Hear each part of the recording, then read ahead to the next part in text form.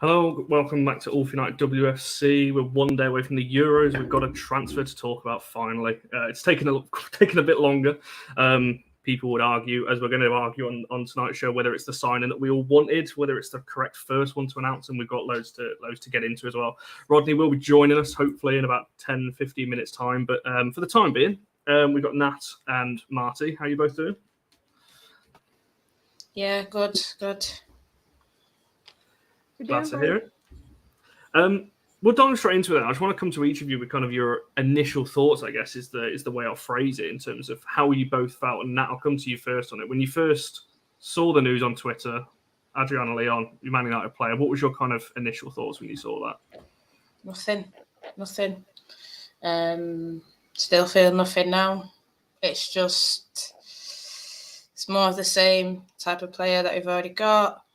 For me, I feel concerned because I think we've been linked heavily to Lucia Garcia. And then recently I've heard about Grace Clinton, who's a good young player, and that's what I'm excited about. But it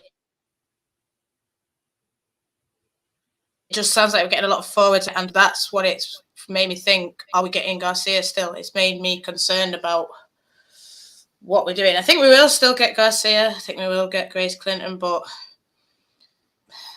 I just don't really think anything about this signing. It's the same as what we've got. It's not an upgrade for me. I think, you look at Ella Toon, you want her, I suppose, there. Vilda, you want in the 10.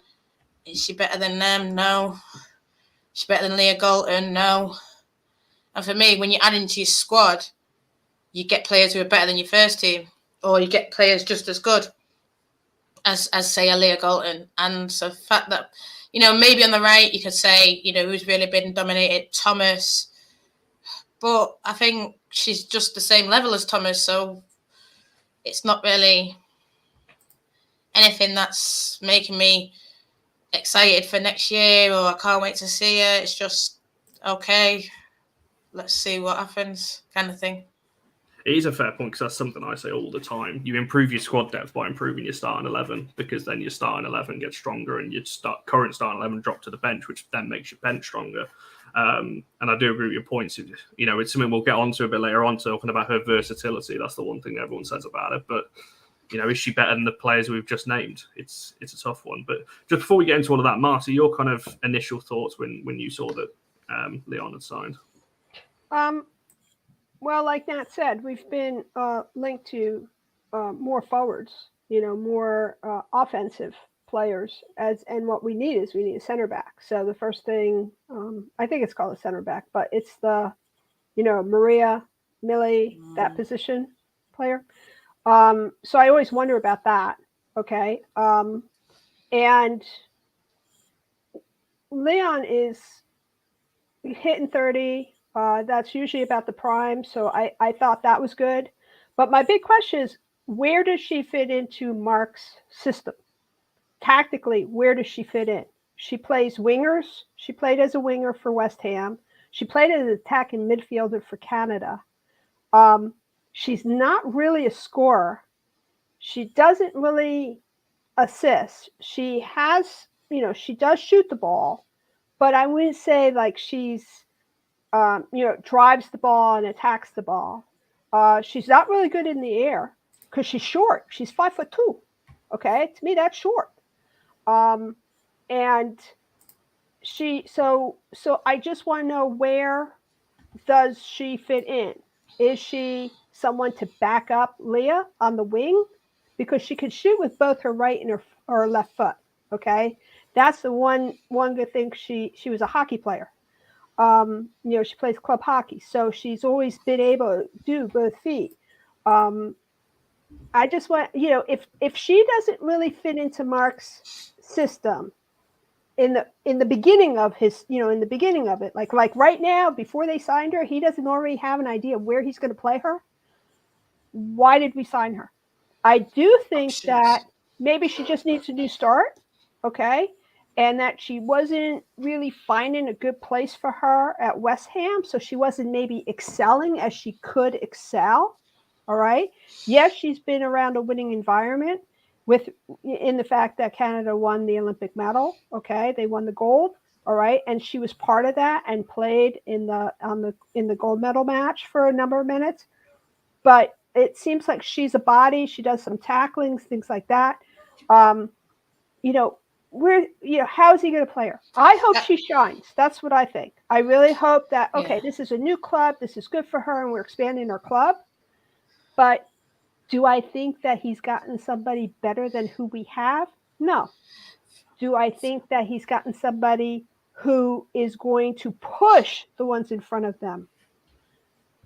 I think it's a push. I think it's an even push on a craps table.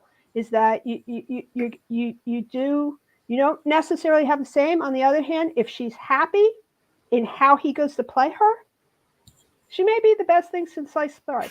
This coming season. Yeah. I just want to touch on what you said, Marty. I hope you don't mind, but about where does he want to play her, and I think he sort of said something how she's versatile. So, like you said, she can play as a 10. She can play on the wings, like you say, both feet. He likes people to cut inside. We know he had problems with that with some of the wingers, but then towards the end, I liked that actually the way he was playing. And then I saw Lucia Garcia, and I thought, I can see how she's going to play. Coming at the back post, making crosses, linking up with Anna. I think, fast attacking.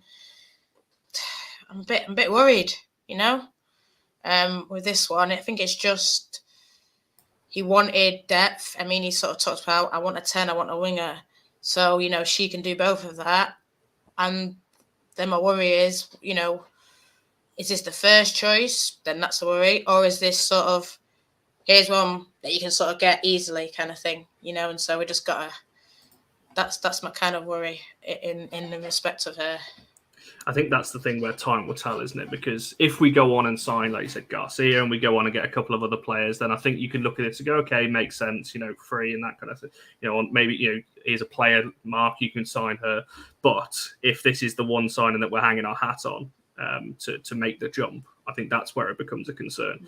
And what you're talking about there in terms of where she fits in, that's the one thing I've been trying to work out, because like you said, I think Garcia, you can go, well, yeah, that makes sense. You have to see where she fits in. You look at some of the other players we're linked with. Some of them, it's like, I can kind of see, but yeah, it's a tough one because it's like, where does she fit in? And the players that you mentioned there, they're comparing it to push the players on. You're talking Ella Toon, Vilderbury. She's not going to push either of them out of the team, or I'd certainly hope not anyway, because then that really would be a concern. And you're looking on the wings, is she better than the current wingers to push them on? I mean, having competition there would push you on, but it's got to be competition that's going to make you better. And is she the level of what we've currently got? I guess that's the question. And that is a fair...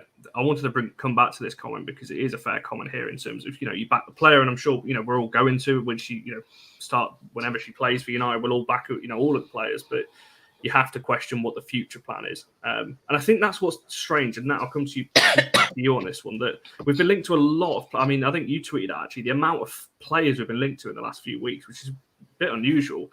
But Garcia seemed very close. Rachel Williams obviously is another name to throw in there as well. Seemed pretty much all but done. It's just weird timing for me that this kind of just came out of nowhere. Just, we've signed her. And it was just, I don't know, for me, the timing was really weird. Yeah, and I've spoken to a few people today who said, they can see like that we signed one, the men have signed one, and the men might say, maybe they'll try and do it like that. Look at us, look how good that we're doing it. The women signed, the men signed, the women signed, the men signed. I don't even know. But, like you say, you said some names there, Rachel Williams, all but done. That's another one.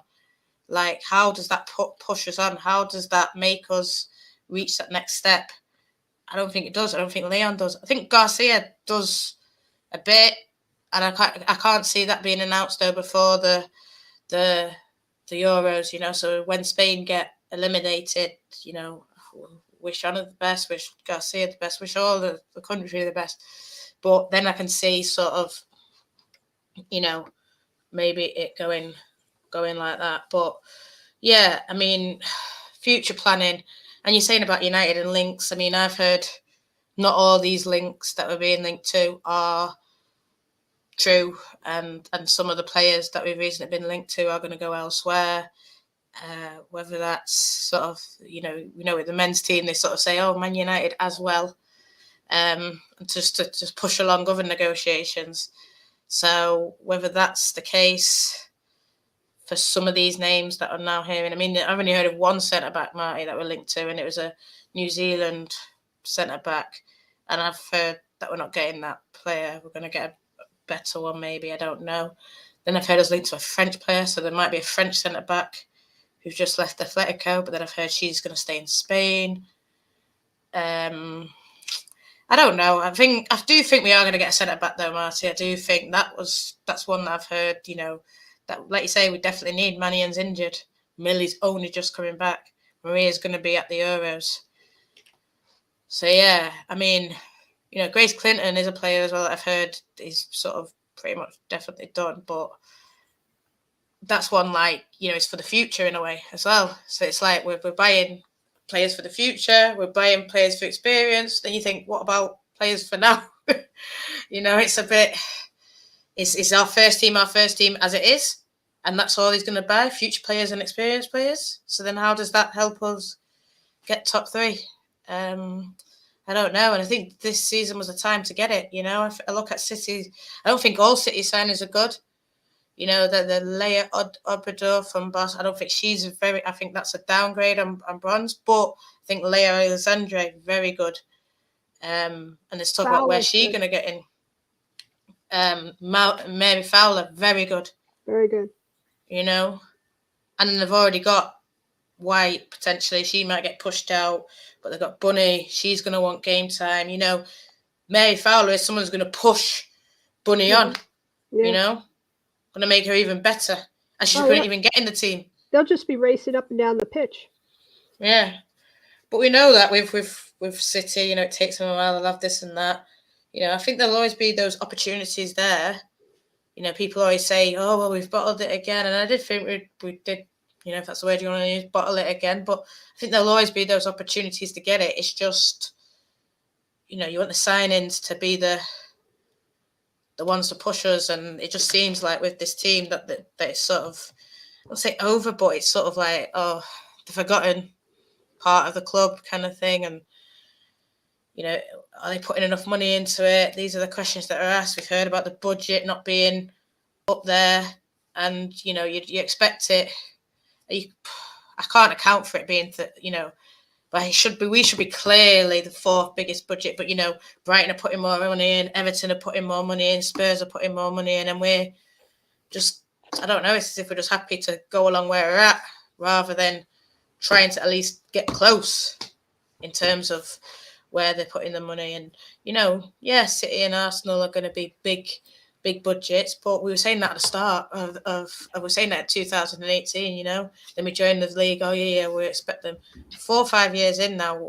You know, if it was a 5-year plan when Casey originally came and we're thinking about winning the league, we should have a bigger budget. You know, we should have a budget alongside whoever, you know, Arsenal or close to them. But the fact that we were still here saying, oh, well, these 3 teams, you know, it just doesn't make sense to me. I mean, I don't know if anyone saw that the Swiss rank, but, you know, they were saying about 0.5% we put in compared to the men, whereas, you know, Chelsea put in 1.5% compared to the men, and that's a lot. You know, Brighton, 1.4 million, their budget was the other day, and, you know, ours is like 1.8, so they're very close to us. It's just not where it should be, really. And I know that people might say, oh, it's negative, you don't want to hear it, but it's the truth. It's the way people feel.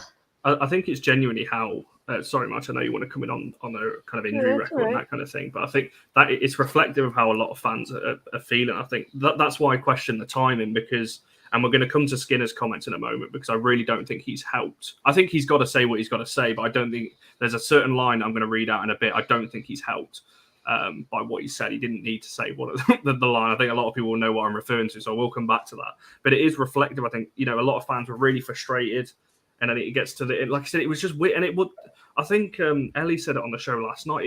There was no like full, like, it was just weird. It was just, here's a video she signed. It was just, I don't know. It seemed very strange to me. There was no kind of thing around it, especially as now I see you constantly tweeting about as well. There's been no real announcements about the other contracts that have expired now. We assume that they've re-signed because some of them are back in training, that kind of thing. But There's been nothing on that. But before we move on to all of that, I'll just come back to yourself, Marty, on kind of her injury record and what maybe you think there.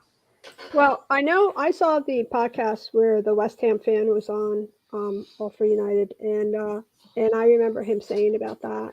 Now, Leon has played with the Canada's national team for a number of years, and so I'm very familiar with her in that. She's never been, like, if I think about it, and I think of who their strikers are, she doesn't really come to mind because she's not one of their top strikers. She's also not one of those players that I notice on the pitch, as being wow, and I watch a lot of soccer. But the comment that was made in terms of injury prone, I did look at her schedule, her record for last season with West Ham. And what happened is she played the first 5 matches, week in, week out, first 5.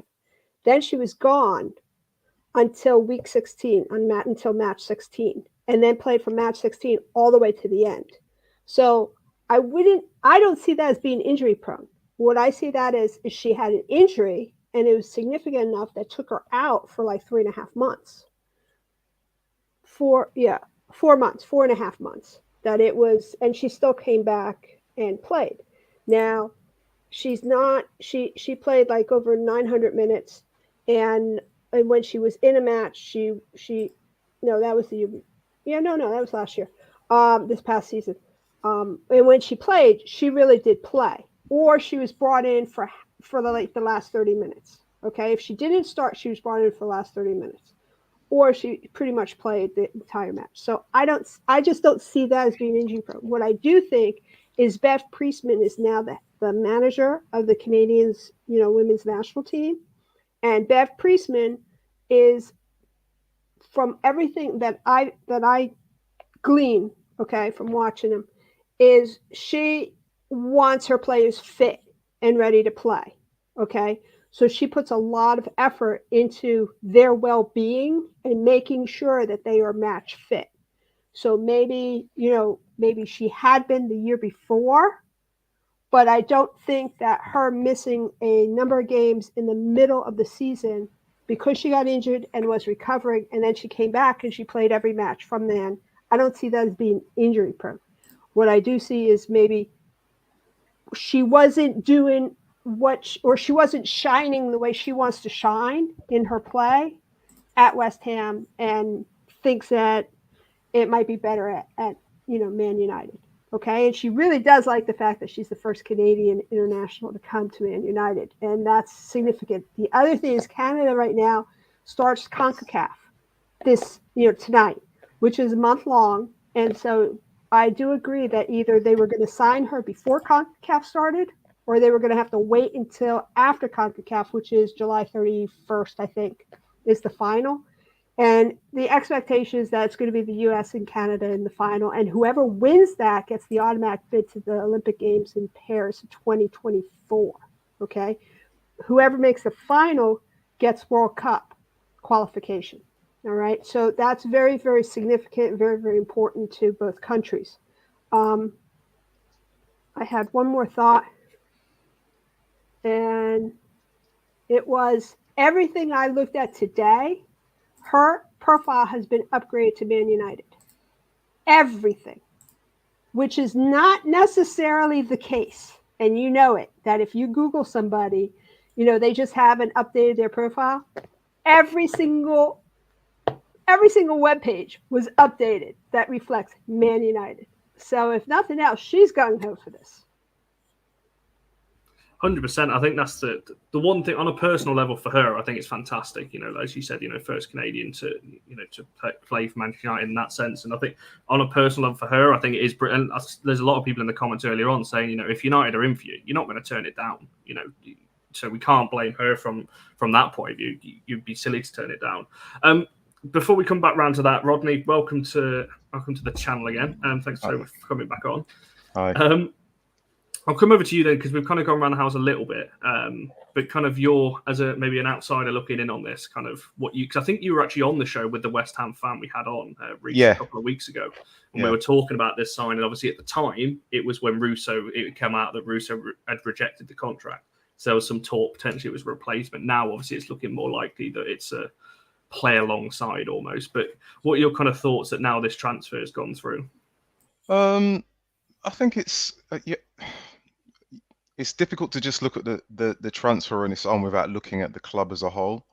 I think what the manager's trying to do is he wants to have a plan B to the current format that he uses in terms of Martha Thomas and Russo up front.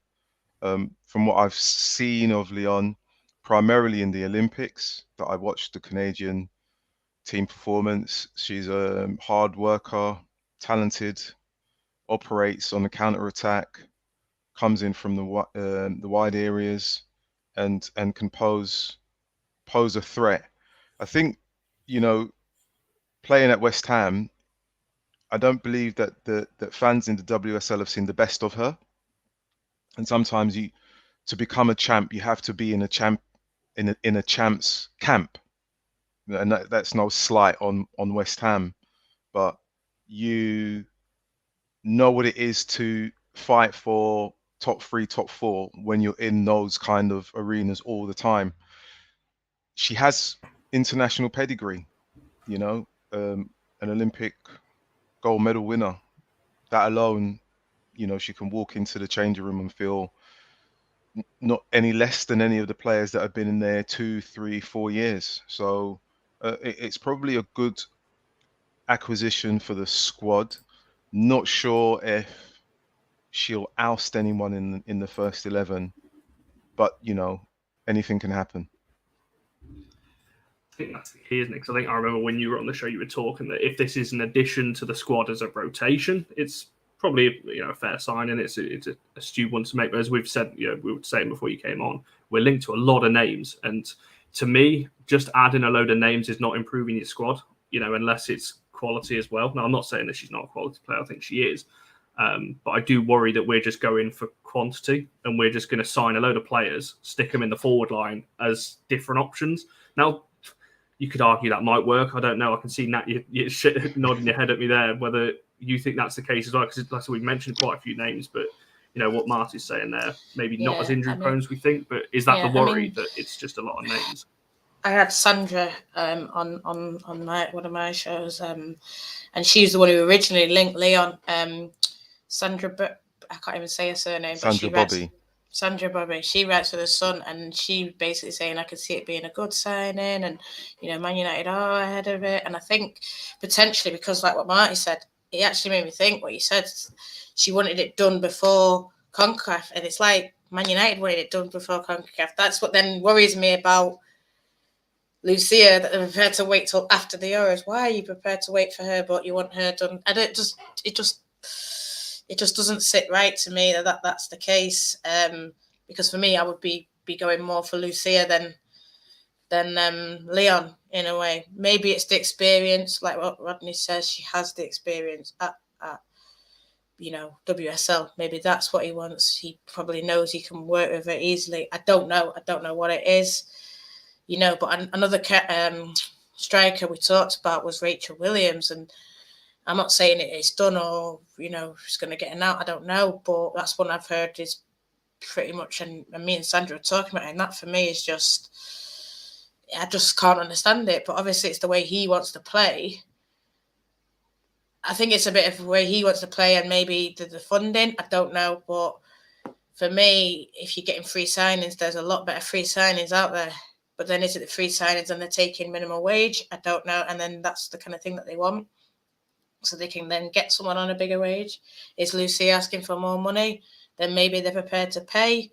These kind of things, I don't know. They all make a difference in what they eventually want to do. It's just like, people are saying there will be more signings to come. Things will get announced along the way. But it's just, it's annoying that we're not hearing, like you say, about players who have run out of contract, but they're still posting pictures of them. Zellem and Staniforth, definitely. If you look at when she signed, it was a 2-year deal, no option, and then nothing's been announced. But the contracts run out technically, but they're still posting a picture, and it's like, say, what obviously, yeah, then it means she's staying. But is she staying on a 1 year? Is she staying on a 2 year? Is she staying on a 3 year? What's going on? And it's this kind of thing that I think people are getting frustrated, people are then getting annoyed. Then you add in, Leon, and if they say announce Williams, then people just, I don't know, it just doesn't look good for. I'm not saying it doesn't look good for next year. Anything can happen because I think we were close last year. I think we can get better and get closer. But for me, I don't see how the signings, this signing, if you just take it as one, pushes us to then get closer, in my opinion. Yeah, I just want to add something really quickly to what Nat said. And when you question or have a question mark over some of the players linked to the club, you touched on finance, whether it's going to be for less wages or not as much wages in terms of the other players that are there. I think there's a real kind of awakening for fans to realize, as much as we want the game to grow, as much as we want teams to buy the best players, there's a financial issue for some clubs. Regardless of the brand that they have or the name that they have, unless they're winning trophies year in, year out, the budget that they have is going to diminish over time if they don't bring silverware in alongside sponsorship, etc. And again, not to put a slight on any of the players that are linked to the club or the potential signings. Maybe the manager wants to get effective players as opposed to expensive players. And I think that's the balance that clubs have to kind of tussle with in terms of the not even so much the short-term plan, but their long-term plan. They have to have players that fit into what they want to do. And it may take them 12 to 24 months before they get to that point. And that's the kind of the area I wanted to add to what Nat is saying is I think there's a financial aspect as well, but also about whether or not the players are, for a better word, a good egg. Oh, sorry, Mark, do you have a point off the back of that one, Nat? Did you want to jump in quickly on that one? Oh, you're on mute, mate. But can I just say, it's Man United, though, at the same time. We should... I can understand if you're saying like this and that about financial, but since 2018 they've always made a profit, so it's not as if, I don't know, like that's not an insignificant profit, but it's not as if the women's revenue's game is not broke. coming in. It's not making them broke. Yeah. They everybody saw or at least most everybody saw I forget where it comes, but Swiss something or other. And that's absolutely right. The percentage that Man United put in compared to the top 3 or 4, even less. Okay, like Brighton puts in probably a ton more than what Man United puts in. Man United collects a profit and has collected a profit since they started it. I was watching Susie Rack was on a podcast, and I caught it just by accident. And she made an excellent point. She said, Man United started this. They probably thought that they could put in a minor amount of investment and be able to get to the top. Now, all of a sudden, they're realizing, no, they need to put more investment into it. And that everybody had the same idea that they had, which is it wouldn't take that much to get up to the top. And now they have to make a decision. So I agree with you that it has to do with the money, except in this case, it has to do with the decision of whether they choose to spend the money as opposed to whether they actually have it. That's the key point in all of this. And I think me and Charlie said on a show a few weeks ago when obviously all this Russo stuff came out that the women's game at the moment is quite cheap. So you spend now while it's cheap before it starts to inflate and the prices go up. So if you invest now when you get to the point where you're a sustainable Champions League club, it's not going to cost you as much. If we wait 10 years, 10, 15 years, and when the prices start to go up, which they will do, we're already seeing at the moment, it's going to be more expensive further down the line. So it makes no sense to me to wait. I think John made the point earlier on in the comments about has the kind of momentum of the women's team stopped? We had those couple of years under Casey, and then all of a sudden, has it kind of been derailed a little bit? And it's kind of now we just don't really know what profile of players we're going at. Now, Skinner will have a list, as every manager will have. But it's a tough one. I actually agree with that comment. I think it has been slightly derailed. I think that whole shock last season was probably a bit of a shock as well. We probably didn't expect to find ourselves in the position we're in. And now the club are like, well, we need to invest, but is that a focus? I don't know. That's a question for another day. Just bringing it back to Leon then, something that Skinner did say, and it's a comment that I do want to bring up because it is worth mentioning and having a little chat about, because I don't think it was needed. And this kind of links in terms of the club maybe not being on board with the fans as much as we'd like them to be. The exact quote I've got here is, Leon is a player that will all excite our fans. Now, that comment in particular, I think, was probably not needed. He's never going to come out and say, oh, not really, not feeling this sign. And he's going to come out and hype her up. But I think that line there about it's going to excite our fans after the backlash that the fans have been given, rightfully, in the last few weeks. Now, I'll come to you first, Nam, in terms of that comment, because, me and you have been quite vocal about this on Twitter about this one. Me and Skinner, we started off not as friends, right? And, probably people who follow me will know and will have seen pictures or seen videos and see the way that, especially at the start, I was very, not anti, but I didn't like him. Didn't like what he was doing. Didn't like the way he was playing. And I told him, I said, I don't like the way you're playing. This is not good football. And he went, no, give me time and all this. And so I gave him time and,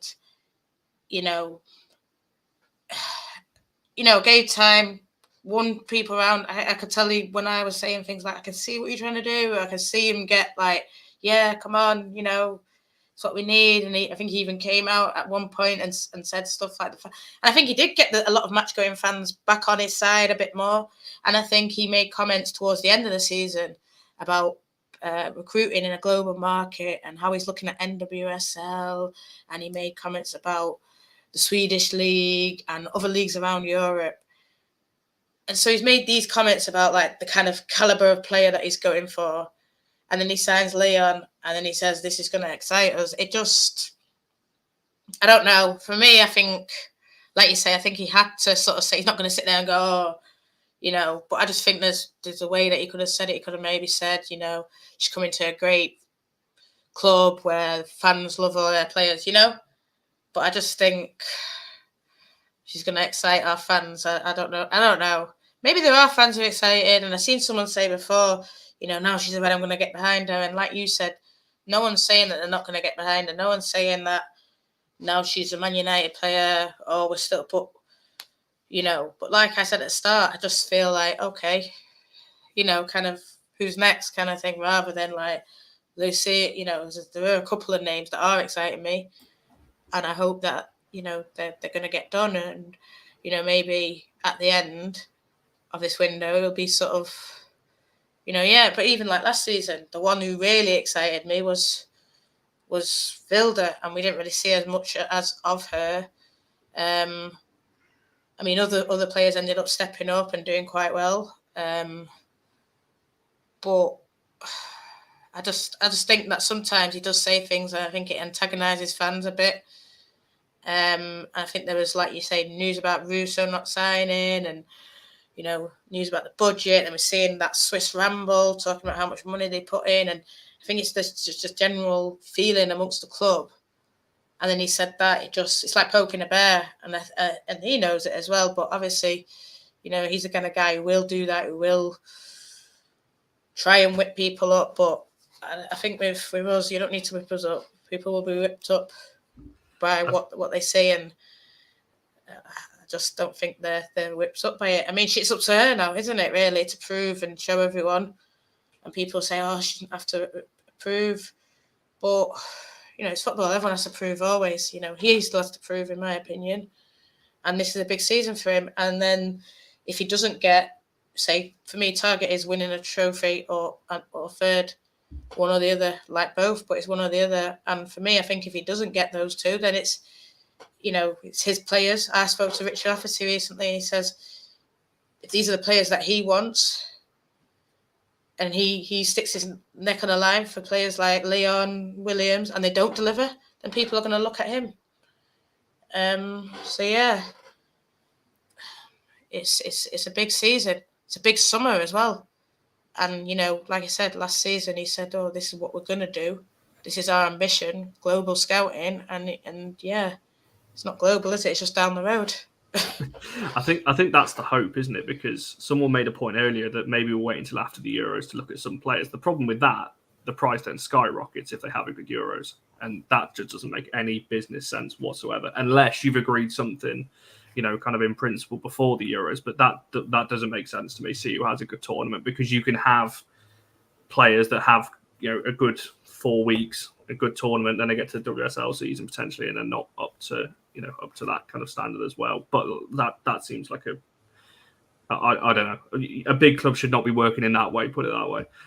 Marsha, throw the same question to yourself in terms of that comment. Do you think Skinner had to say that, or do you think he was told to say something like that, or where do you kind of stand on this, that, Leon's a player that's going to excite the fans? Because she may well do. We may be sat here in December and she scored, a load of goals and we're sitting comfortably in the league. But, obviously that's hindsight, we don't know, and that kind of thing. But Marty, where do you stand on what Skinner's had to say about this one? I think Mark Skinner's posturing when he speaks, because what he says and what happens aren't equal. Frankly, he gives me a headache. Okay, so I just read all his comments after I've already read all the Twitter about his comments, because I just can't read him straight away, because he literally just gives me a headache. I can't blame him for posturing, because he wants the money to be able to have a dream team that he wants to manage for Man United. I mean, think about that. He's got one of the greatest clubs in the world, largest fan base, as Nat keeps telling me. And he wants to be able to get all the players that he wants in there to work his system that he's developed. Okay. So I can't blame him on that. I think that a new environment for a player who wants to come is very good.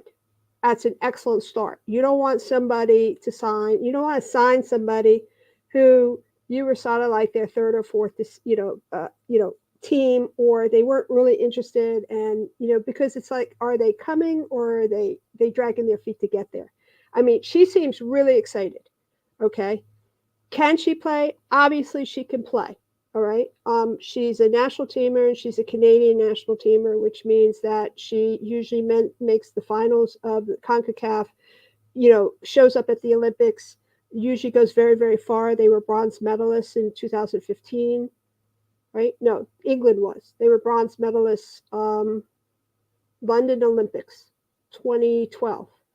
Okay.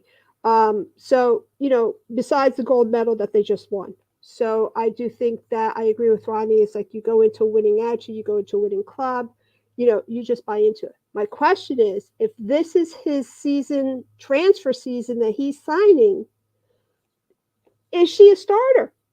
And if she is the starting, where is she starting in his system? Is she starting attacking mid? If she's starting attacking mid, where's Tooney going? That's the problem I don't have. I see is as I just see it as being okay, fine. If he values her and she's going to come in and she can kick ass all over the pitch, that would be great. But where is he playing her, and how is he playing her? I see her, if you told me that Leon was coming and I had to find some place for her, it would be a backup to Leah or a split with Leah. And that's your big signing of the summer? That's your transfer season? That's my problem. That's where I'm going, okay, that's a big disconnect. You can't tell me you're going after top 2% of players, okay, and then turn around and you're playing somebody that you're only really going to play halftime. That's It's a fair point, and I agree with Mike. He's posturing because they've let him down. That's all I see it. You're not signing Leon because you're not saying to everyone, "Oh, Champions League doesn't affect us," and it's only, like you say, the top two. We're going to get top players. We're going to do this. We're going to do that. That's how he was posturing. Even in the January transfer window, that's how he was posturing. And we know that he wanted Stina, and it fell through.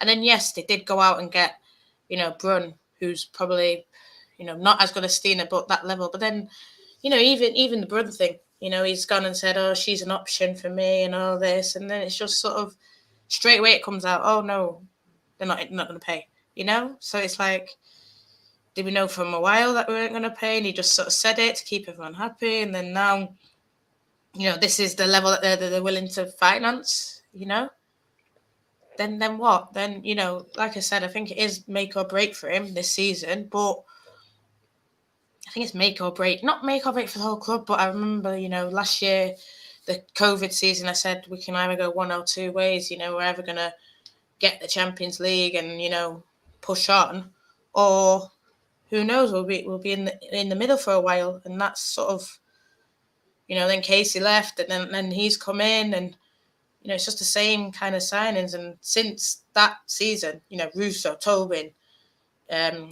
Kristen, those were the big ones. You know, even Honor came in, and we, you know, she did big things that year, and obviously has done big things. But now it's sort of 3 key players, 1 year left. What's the plan? What's the ambition? Where do we want to be? Or are we just happy here that we've got a team, and, you know, we probably will be 4th, you know, probably, you know, we were 4th by a lot, but it's always that being 4th, you know, it's not gonna do much for us, to be honest. That's certainly the worry, because you look at all of the big 3 you mentioned, Honor, Jackie, Russo, for next season. A lot of them probably are thinking, well, they've obviously got the extension for the year, probably thinking whatever happens next season, we don't get Champions League next season, they'll be off. And I think that with all 3 of them. I know there's rooms, obviously, the Jackie, the 2-year extension. But just before we come back around to that, Rodney, I want to throw it back over to yourself and kind of looking at it again from kind of maybe more of a neutral kind of standpoint on this. In terms it's funny. I have to say at the beginning of my little rant, but it's not a rant. I like Marty. Hello, Marty. I like you. You put it out there, and you just made me smile because you're just posturing. Yeah, and to be honest, it comes back to finance. If you're posturing, it comes back to finance. There was a comment earlier. I think I said something about effective, and it was Paul. I've got it. He said if they need to be effective, but we want European football, so they need to be high quality players. The balance that the club, Skinner, and the fans are trying to tread right now is that you want to buy talent, but you're not expecting the manager to create talent. That's the line that's being tread right now. There's no mention of him developing players, which is strange. Well, he had a player there for me. Why's Fuso not? Why is he? That's potentially what it is for me. No, Fuso's going to leave, and but the question I'm posing is that Skinner he's postured in terms of the comment. He's tried to say that the fans will be excited about this signing. Obviously, the fans will get excited in their own terms. They know a good player when they see one. You know, and I've said that she comes with an Olympic gold medal back, you know, pedigree. She can walk in and say, "We're in the medal." No one else has got a medal. She can walk around the change room and say, "Look at my medal." The question is, he said that for a reason, and that's because, as Marty said, posturing. The club realize now that they don't have the money that they think they have to attract the players, and it's either the club don't have the money, or he doesn't have the clout to attract the players. It's one of those two. It's one of those two. Because if you're going to miss out, well, if it is both, then the reality is that the expectation that you have of the manager is probably beyond his remit. That's the reality. The expectation that fans have of him to do something, it's beyond him. He can only deliver. If Williams is going to come in, and you think that's kind of not necessarily going to make people excited, but he's identified that player as being effective in his system, then you have to think, well, can we give him the season to see what he's going to do? It's a very fine line that the fans are walking along with the club, along with the manager, and you're looking at other players being linked to other clubs and then going to those clubs, and you're thinking, why can't that be us? And, you know, the finance thing is a reality, because even though it's in another league, you know, Coventry went full time, had players on full time, and they've hit their 12 months has been a nightmare roller coaster. Now back to part time. Even though they're in the championship, every club in the WSL has looked like this. They've taken a side glance and think, whoops. Because when you see an accident, you slow down. When you're driving, you slow down. Yeah, you know you're driving, you see, whoa, what happened there? Ooh, careful. It's no different in football. Someone hits a skid someone hits a bump, someone hits a ricket, everyone stops and goes, whoa, is that going to be us? Let's be careful. So I am not surprised that Manchester United are looking at these types of players that have experience, have the street art, you know, the streetwise approach to playing football, the niggly elbows here and there and whatever you need to win a game, to get you over the line, to get you to third place or whatever it is. He's looking at those individuals. I don't believe he has the pulling power to pull in European players of a high. I just don't, and I wouldn't expect that of him. I'm expecting him to develop players. That's what I'm looking from him. And if he's going to do that, then I understand. But I think, like I said, there's a fine line. The fans have an expectation which is not in step with the club, and it's not in step with the manager, and which is why you're having the conversation we're having now. Yeah, there's a lot of points to kind of cover there, and it was a question I was going to ask because we kind of have danced around this kind of point throughout the last kind of 40 minutes or so. But we've talked about a lot of players that, you know, I think everyone knows that kind of Williams and Garcia are the closest to now.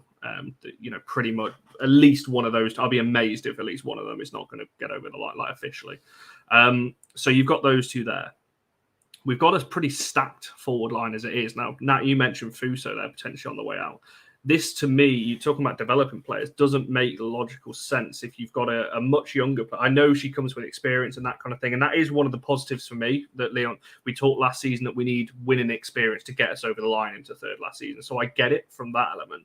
But when you're talking about developing players, signing, you know, potentially Rachel Williams, signing Leon, these kind of signings don't really make sense when you've got younger players that have got the potential. You know, they might not hit the heights that we think they've got, but at least give them a chance. You know, you're talking, you know, the positions that she might play. If she's playing attacking midfield, she's not getting in over Tooney and Vilda. I'd love to see Vilda more often in that position because, you know, we could all sit here and speak so highly of her, but, you know, if Vilda's not even getting minutes in that position, you know, where's Leon fitting in? Unless she's coming in to start on the right. But then, as Nat said earlier in the show, where does that leave Garcia?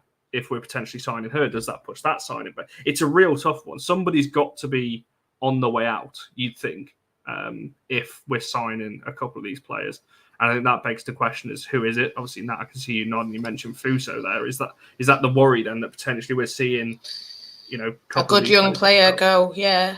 And then we're talking about development. And listen, I know that Fuso, there's times where you think, you know, come on, be a bit more smarter. You know, I look back at that West Ham game and she came on and we were 1-0 up, and it's not her fault why they conceded the goal, but you wanted her to hold it up a bit better and stuff like that. And, you know, he actually did talk, I think he said something about Leon, about how you were saying, Rodney, about the tough tackling. I'm not seeing the full quote, but I think he did sort of make reference to that, and he has made reference to that during the season about being stronger and being more physical. And I think he made reference to that with Leon. But, you know, we're talking about Ivana Fuso, 21, starting her journey, called up by Brazil. We actually said at Christmas we didn't want her to go away because we wanted to play her, and then they never played her, you know. And I think that was because Brazil was in the red zone at the time. And, I mean, God, look at that now.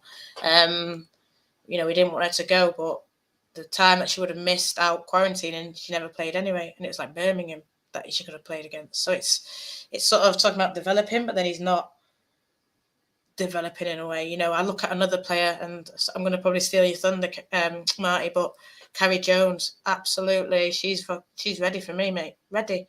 If she can go up against Wendy Renard, turn her in and out. I know it's a friendly against France, but why is she not getting minutes over a Leon? That's Carrie going down, you know, the pecking order now. You know, we're talking about development. Man United is big on development. She's an academy graduate. Where's her game time going to go? Probably on loan now. Yeah, I think she needs a loan. I think she needs to be playing WSL football week in, week out. I think it's going to be a big season. Where do they want to be? Like you say, are they happy to just, because they are putting money into the you know, the RTC, this kind of thing. So they want to get that right. I think they want the step up to be. Step up is big now, huge, from academy to first team, bigger than in the men's game. You know, we've seen Rashford, we've seen a lot of players do it for the men's team, but we're not seeing as many do it as successfully. And I feel like that's what Man United want to do. They want to close that gap, make it easier. And that'll take years, but it's like you say, then we're just going to be hovering around, waiting for a Kira Barry who's 17 to be ready. And yeah, she might have to go out and loan a couple of times and stuff, and you might have to form some partnerships and get better connections and wait for the championship to improve to push them on. It's all that kind of stuff, you know. That's not going to happen overnight, but we're set on that stall then. Well, okay, that's fine, because I am big for the development team. I am big. I want to see players getting played that, but then I suppose then the fans just need to lower their expectations and just accept that we're probably not going to play Champions League football anytime soon. But when the kids are ready, you know, and that time comes, then we'll have the best kids stepping up into our first team. Okay.